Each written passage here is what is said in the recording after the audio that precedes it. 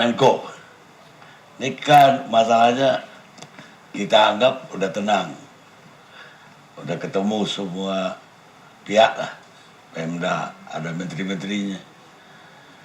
Tapi belakangan ada surat ke Presiden, terus Pak Menko bilang bahwa Gubernur cengeng dan yang di Solo juga jadi sedikit.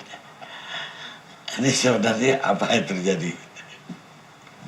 Jadi Bang Karni, posisi kami dari awal, reklamasi itu hal yang lazim di seluruh dunia. Nggak ada yang aneh di situ. Tetapi tentu 3 kepentingan harus diakomodasi. Satu, kepentingan negara untuk jaga flood control supaya nggak banjir. Yang kedua, kepentingan supaya lingkungan hidupnya terpelihara. Yang ketiga, kepentingan supaya lalu lintas tradisional tetap bisa lewat. Nah, yang kedua adalah kepentingan nelayan sendiri yang harus diakomodasi. Yang ketiga adalah kepentingan bisnis yang memang mau cari untung. Tetapi jika kita serahkan sepenuhnya reklamasi kepada swasta, ya mereka asal nyari untung jor-joran aja, nggak peduli dengan hal-hal yang lain. Itulah mengapa Presiden minta agar reklamasi ini didrive oleh negara, bukan oleh kepentingan private. Itu yang kami laksanakan. Saya berikan contoh di dalam kasus Pulau CD. Harusnya terpisah 2 pulau ini. Kenapa? Kalau ada banjir, air itu banjir bisa langsung ke laut bebas. Tetapi karena pengembangnya greedy atau alasan teknis, dia sambungkan. Dapat 21 hektar tambahan yang bisa sangat menguntungkan. Tetapi tidak berpikir bahwa ini bisa mengakibatkan risiko terhadap banjir, kapal tidak bisa lewat, yang ketiga biota laut juga terganggu lingkungan hidup. Oleh karena itu pada kunjungan 3 menteri dan gubernur Pak Ahok di sana, kami tanya sama pengembang, karena saya nggak mau bertele-tele di dalam soal teknis.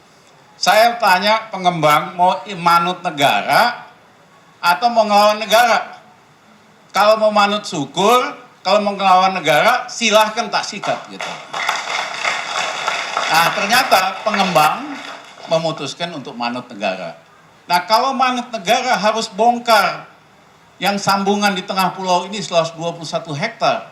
Harus ada kanal lebih dari 100 meter kira-kira. Ya, 1 kilo lebih, kanalnya lebarnya 104, ke dalamnya harus 80 meter.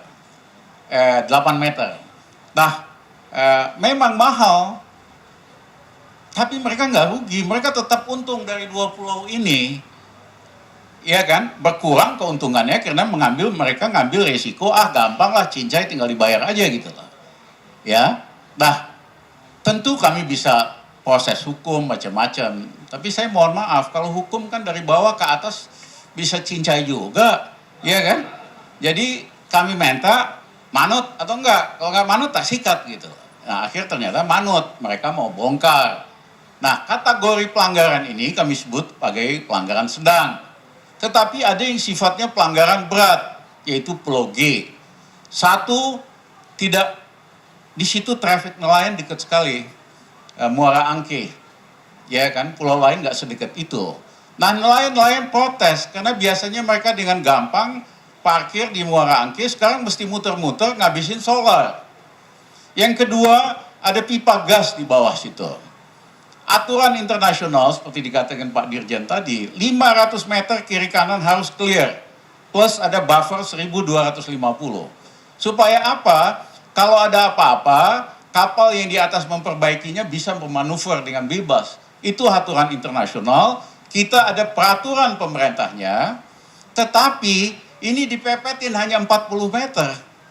Karena kalau kita ikutin peraturan pemerintah dan aturan internasional, Pulau G memang harus dibongkar semuanya. Yang ketiga, di situ ada power station. Total nanti 9.600 megawatt. Perlu air laut yang clean dan bersih untuk cooling sistemnya. Nah, dengan terlalu dipepetin ke power station ini, suhu naik, fungsi cooling sistemnya berkurang. Kalau itu terus terjadi dan cukup tinggi, kalau meledak di situ siapa yang tanggung jawab? Gubernur yang disalahkan atau pemerintah yang disalahkan? Ya, itulah kami kategorikan ini pelanggaran berat karena membahayakan lingkungan strategis.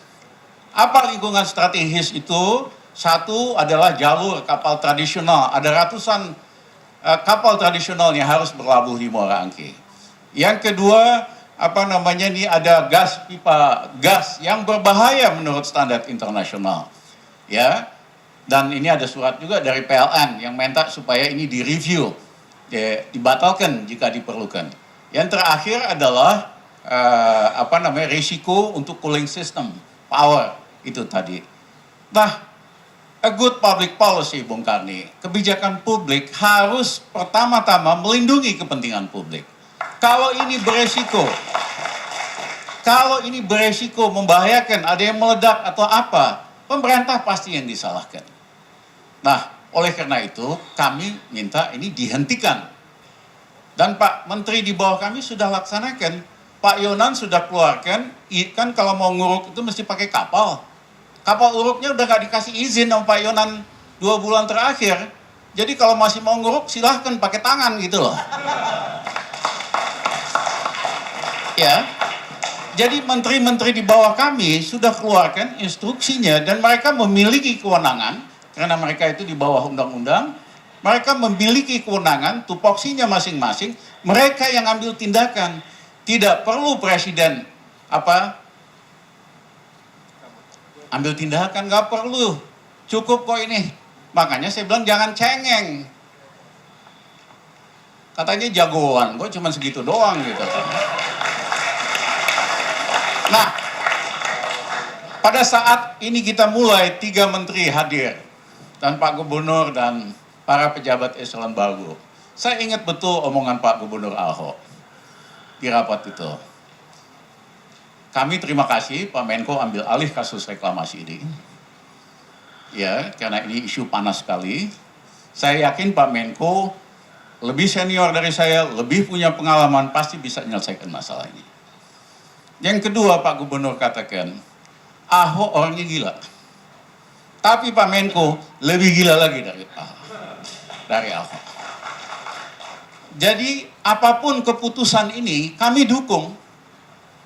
Nah begitu rapat pertama kita putuskan untuk moratorium, Gubernur dukung. Waktu Presiden datang dari Tokyo, saya sama Pak Gubernur jemput di Halim. Presiden tanya, gimana Pak Ahok masih diserang nggak soal reklamasi?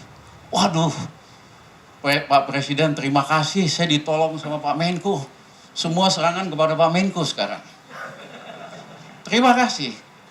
Lah begitu kami ambil tindakan, yang tentu ada urutan-urutan dan reasonnya, bukan tanpa reason, bahwa ini berbahaya, harus dihentikan. Nah untuk menghentikannya tidak perlu surat-suratan, karena menteri-menteri ini memiliki kewenangan berdasarkan undang-undang untuk menghentikan. Nah kok tiba-tiba ngeyel, ngotot gitu loh. Ada apa ini? Saya malah jadi bertanya-tanya. Harusnya kan terima kasih. Karena kalau udah terlalu komitmen sama pengembang udah terlalu banyak, apapun alasannya, kan bisa bilang. Saya sih bantu sebagai gubernur, tapi ini udah diambil alih oleh Menko dan 3 menteri, ya kan? Silahkan urusan sama Menko sama 3 menteri gitu loh. Gitu aja kok ribet gitu lah. Nah, jadi ada 3 kategori. Satu pelanggaran berat, kasus Pulau G yang harus dihentikan karena risiko terhadap lingkungan strategis. Pelanggaran sedang yang bisa dilakukan koreksi. Yang ketiga pelanggaran ringan di mana prosesnya, administrasinya, prosedurnya itu kita perbaiki. Nah, menurut kami ini keputusan yang sudah timbang masak-masak. Tim kami bekerja keras selama 2,5 bulan lagi. Masih 3 bulan lagi ya kira-kira ya.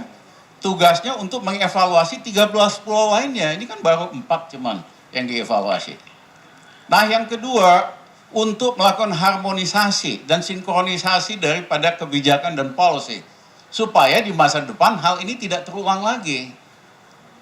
Ya, kita akan rumuskan dari segi regulasi agar supaya tidak ada overlapping lagi di masanya akan datang. Jadi saya mohon maaf, iya kan, gubernur mesti ikut aturan dari menteri-menteri ini. Masing-masing dari mereka punya kewenangan, tupoksinya masing-masing. Tidak usah Menko kok nulis-nulis surat, emang surat cinta atau apa ini? Ya, cukup menteri-menteri teknis di bawah kami yang punya kewenangan untuk menghentikan. Saudara Yonan kirim surat, nggak boleh lagi dikasih izin untuk pengurukan Pulau G. Nggak ada kapal. Nah, kalau mau nguruk silahkan pakai tangan gitu loh. Menteri Lingkungan Hidup juga putuskan hal yang sama. Jadi saya ingin membuat clear, jangan masalah yang sebetulnya simple ini dibikin ribet. Ya, dan seperti kata kita rasional sekali kok dalam mengambil keputusan ini. Soal nelayan, kita ingin akomodasi di pulau-pulau ini supaya ada juga perkampungan nelayan. Malah bagus dong buat turisme asal bersih, ada rapi, value-nya dari real estate-nya juga akan naik. Kan biasa itu di seluruh dunia. Tapi jangan bangun pulau-pulau ini sebagai tempat eksklusif. Hanya buat orang super kaya dan lain-lain. Karena kami tidak ingin mengulangi pengalaman Latin Amerika. Bang Karni, di Latin Amerika tuh orang kaya takut sekali sama orang miskin. Saking gapnya luar biasa. Rumahnya dibentengi. Kalau mau jalan keluar, itu pakai mobil anti peluru rata-rata orang kayanya, dikawal sama tank sama pasukan. Indonesia mau begitu atau apa? Kita ingin proses pengembangan wilayah, termasuk pulau-pulau ini, dilakukan juga integrasi sosial. Dan ada contoh hebat Singapura. Waktu Lee Kuan Yew bebaskan daerah kumuh, bangun perumahan yang bagus, itu lakukan integrasi sosial. Jadi ada kalangan Tionghoanya, ada kalangan India, ada Melayunya, ada turunan bulenya supaya terjadi proses integrasi sosial. Nah, sisa dari tanah itu jadi asetnya pemerintah Singapura, dia lelang, tidak sekaligus tapi bertahap, dan kalau kita lihat penerimaan paling besar dari pemerintah Singapura adalah di dalam real estate upaya seperti ini. Nah, kita udah kadung semuanya diserahkan sama swasta. Ini juga pelajaran yang sangat berharga. Kita harus desain agar juga terjadi sosial integrasi di pulau-pulau ini. Jangan ini nanti kayak negara di dalam negara. Ya, itu terjadi waktu di Pulau G. Ingat nggak? Ibu Siti kirim anak buahnya buat masuk. Nggak bisa, karena dikawal. Bayangin, pejabat negara ke sana nggak bisa masuk. Ini negara di dalam negara. Sehingga saya waktu itu kesel sekali. Sopo nih yang kuasa di sini? Karena nggak boleh ada negara di dalam negara. Jadi jangan-jangan punya uang terus seenak-enaknya. Terima kasih.